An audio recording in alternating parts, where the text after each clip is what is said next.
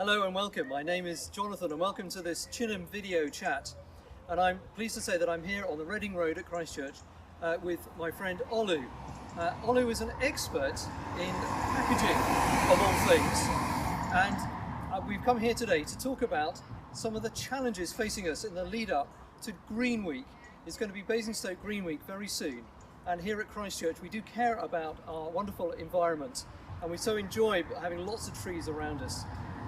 So Olu, thank you for joining me today. We're now going to go and run around the back of the church where it's a little bit quieter and we can have a proper chat. Well, Olu, the first question I have for you is, remind us why plastics are such a great thing. If you look around you, there's hardly anybody who can, live without plastics nowadays. It's such a fantastic material. It is lightweight compared to most of the alternatives that are available. The CO2 emissions from producing plastics are much more lower compared to alternatives like glass and metals. They are efficient to transport around. In a world where we're trying to lower carbon emissions, actually plastics are a fantastic material to help us towards that end. They were a real wonder invention in the 50s when they started coming in, weren't they? Correct. But now tell us, what's bad with plastics? Since its mass production began in the 1950s, we have produced over 8 billion tons of the material, and that is at least 25 times the weight of the entire human population today. Unfortunately, we've designed over 70% of those to be for single use only, and we've only ever recycled less than 10% of what we've produced. This picture is a good example of the complexity of our relationship with plastics. Whilst the campaign rightly focuses on how the plastic waste wrongly found its way to sea, plastic is also the key material in the diving suit and underwater camera equipment of the campaign group. We also shouldn't forget that plastic is one of our heroes in terms of vital materials in the fight against COVID-19 and many other diseases. Unfortunately, I think plastics in themselves, there's nothing wrong with the material. It is us as a society and how we've let the material down by letting most of it end up as waste rather than materials that can be reused. So you know a lot about plastics and packaging, so help us, what's some good tips to think about recycling plastics? Is that what we should be doing? In fact, before you start to think of recycling plastics, what I would like people to think of is avoiding it where possible. It is a precious material. It is essential that we only use it when we really need to and when it is the right material. So avoid using plastics unnecessarily. Try to buy local produce. Those produce use less material because they don't have to travel a long way and they don't need protection through the long supply chain. So that's the first thing. The second bit will be actually try to reuse the ones you have as much as possible.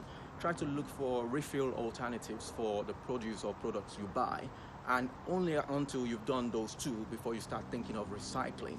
And then when you look at recycling, the first thing you can do to help is making sure you sort the materials correctly into the ones that your local council are able to recycle, and then also try to compost, get into the habit of composting, because that is nature's own recycling process.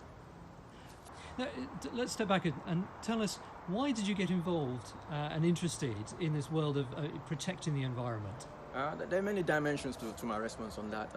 First, professionally, I'm a materials scientist and I studied polymers and plastics.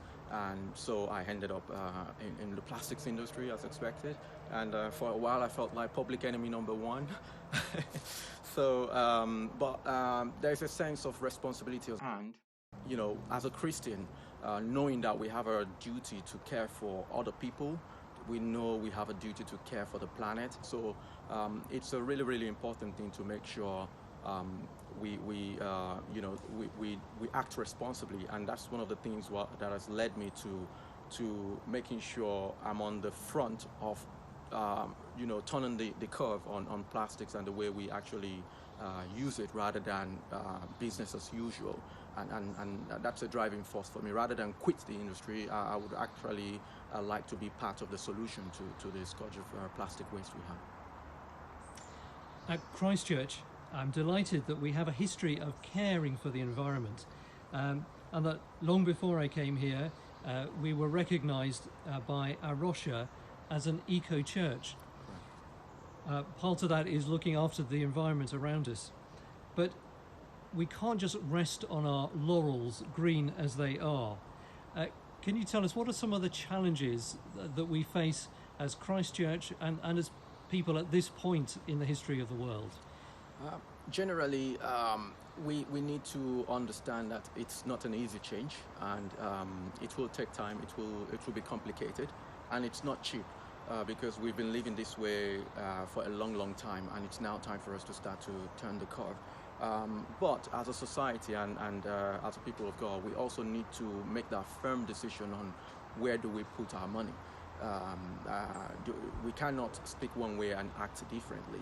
So we have that debate to really have honest debate to say, actually, how do we not compromise on this very big challenge and support the move to get greener and live in a sustainable way, such that we are living a better, the future generation with a better environment than we inherited.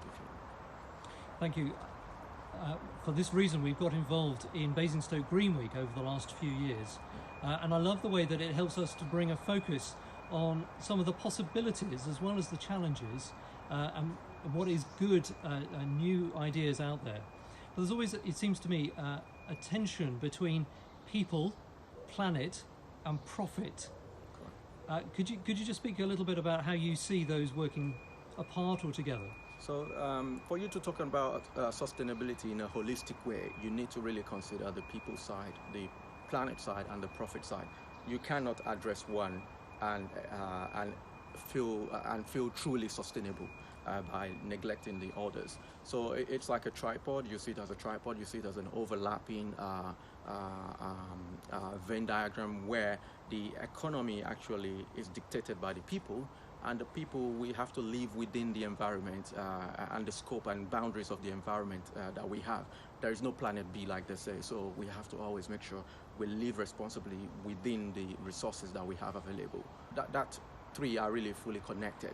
Whether you're working on something with fair trade to make sure farming practices are sustainable for the future, or whether you are making sure businesses are using energy efficiently to make sure for whatever output they're making, they're actually using the minimal amount of input possible, and also as making sure that from a resources point of view, we are replenishing whatever we're taking out of the system in a conservative manner, and that's the only way you can really have a truly sustainable system. Well, it's so good to hear somebody who knows what they're talking about describe all of this, but in a positive and in a hopeful way that we can make some right change. One of the things that you've done here at Christ Church is to do an audit of our plastic use on Sundays, what we're throwing away on Sundays. Why did you start this, and what have you learned? It was just to give us a snapshot view as to how much plastics and packaging and waste are we generating within our own buildings and our own operations. And we did a 4-week study just capturing what waste came out of the system. Just extrapolated that simple data to what a year's worth of Sunday collections would be. And we discovered actually we will be generating about a polar bear's worth of waste at the end of 1 year. That's about 40 kilograms of waste. About 40% of those are actually compostable waste, and another 43% is actually recyclable.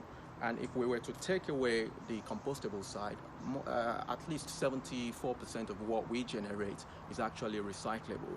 And that is much higher than what the average shopping basket analysis shows. And that's also more than the average national of about 64% recyclable materials within our waste. Thank you. I love that image that just by getting together Sunday by Sunday, we're generating a polar bear's worth of waste in weight. Well, there's something for us to be working on. And I think part of the reason you did the audit was so that we can know if we are making an improvement, that we can Exactly. come back in a year's time or so and measure it again. Exactly. Because if we can't measure it, Yeah, if you cannot measure it, you cannot improve it, like I say. So, Olu, it's been a privilege to talk with you about these things. What would be a final thought from you for us? I would like us to remember that plastics is not the problem, and that the problem is actually the waste we generate at the end of it, and how, as a society, we've not been responsible in using it in a circular manner. Thank you, Olu. Thank you very much.